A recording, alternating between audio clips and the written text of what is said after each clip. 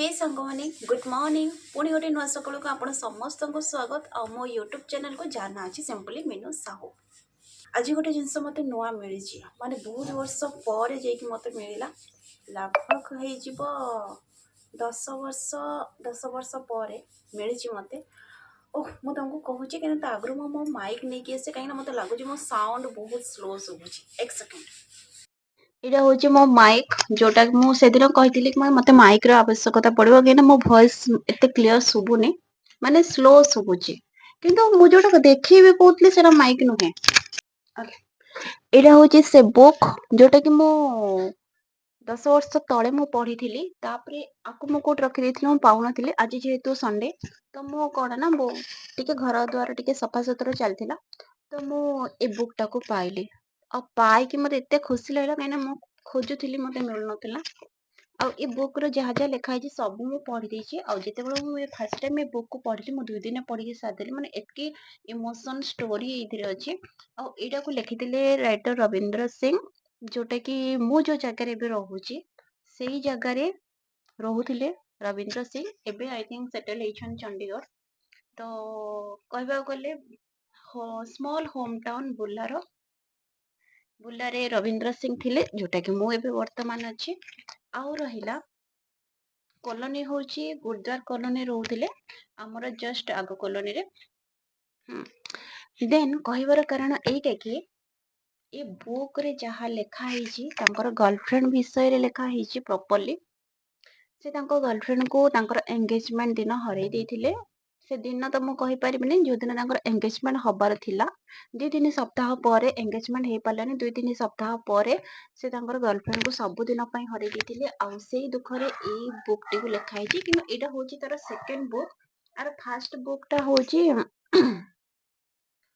I too had a love story से book भी अच्छे मो पाखे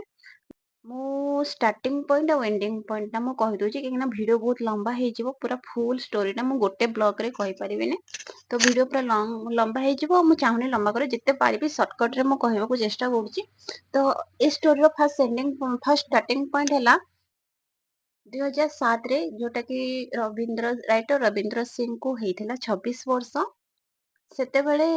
से गोटे झियो सांगे भेट हला देन किछि दिन पर प्रपोज कले देन एंगेजमेंट करिबार लगी वैलेंटाइन्स डे 14 फेब्रुआरी को बाछि थिले 14 फेब्रुआरी दिन एंगेजमेंट हबार थिला किंतु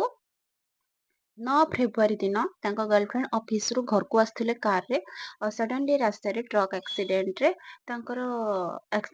कार एक्सीडेंट हला जोटा कि ड्राइवर स्पॉट डेथ से करिगला किंतु गर्लफ्रेंड को इमिडिएटली हॉस्पिटल नहीं के आसिले से भी बहुत खराब अवस्था रे थिले इमिडिएटली हॉस्पिटल को आनिके आईसीयू रे रखाला बहुत दिन आईसीयू रे रखला परे 14 फेब्रुआरी को बहुत दिन बरे बहुत दिन तो आईसीयू रे थिले किंतु 14 फेब्रुआरी दिन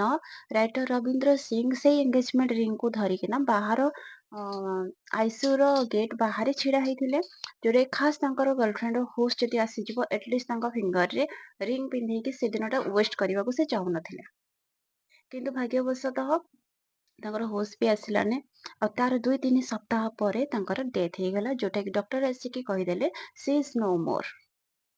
तो से दुखरे 3 मास रो स्पेस नहीं कि राइटर रविंद्र सिंह भाभी जो गर्लफ्रेंड दुनिया छाड़ी पलाई से गर्लफ्रेंड को से पुणी आउ थे ये दुनिया को नहीं आसबे आउ एबे मिलियन हार्ट्स रे रविंद्र सिंह और गर्लफ्रेंड रो स्टोरी मिलियन हार्ट्स रे अच्छी कहबा को गले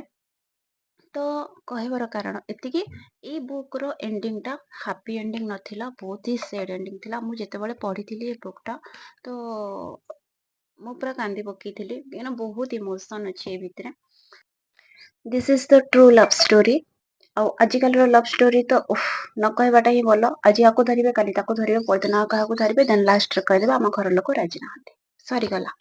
चैप्टर क्लोज देन नुआ chapter start so I hope मते ई जिनस सेयार करिवार थिला कहीं मुझे घर द्वार टे सफा करी आज जेहेतु संडे तो मत ये बुकटा मिलला तो 21 वर्ष पर जेहेतु मत मिली तो भाविली मुझे क्या सेयार करी तो आपण मानक सेयार करदेली तो ठीक अच्छे रोचे। ଦେଖା ହବା ପୁଣି ଗୋଟେ ନୂଆ ବ୍ଲଗରେ ନୂଆ ଷ୍ଟୋରି ସାଙ୍ଗରେ। ହଁ, ଯଦି ଆପଣମାନଙ୍କୁ ଏ ଷ୍ଟୋରିଟା ଯଦି ଶୁଣିବାର ଅଛି ନିହାତି ମତେ କମେଣ୍ଟ କରିପାରିବେ। ତ ପାର୍ଟ ବାଇ ପାର୍ଟ ମୁଁ ଆଣିବି। ଗୋଟେ ବ୍ଲଗରେ ସବୁ ଯାକ ଷ୍ଟୋରି କହିହବନି। ପାର୍ଟ ବାଇ ପାର୍ଟ ମୁଁ ନେଇକି ଆସିବି ଯଦି ଆପଣମାନଙ୍କୁ ଶୁଣିବାର ଅଛି ଆଉ ଆପଣମାନଙ୍କୁ ଶୁଣିବାର ଯଦି ନାହିଁ, ଭିଡ଼ିଓଟାକୁ ଲାଇକ୍ ନ କରିକି ବିଲକୁଲ ଯାଆନ୍ତୁନି। ଲାଇକ୍ ଆଣ୍ଡ ସବସ୍କ୍ରାଇବ କରିଦିଅନ୍ତୁ। ସେୟାର କଲେ କରନ୍ତୁ, ନହେଲେ ନାହିଁ। ରହୁଛି, ନମସ୍କାର, ଜୟ ଜଗନ୍ନାଥ। ପୁଣି ଦେଖା ହବ ଗୋଟେ ନୂଆ ବ୍ଲଗରେ ନୂଆ ସକାଳରେ।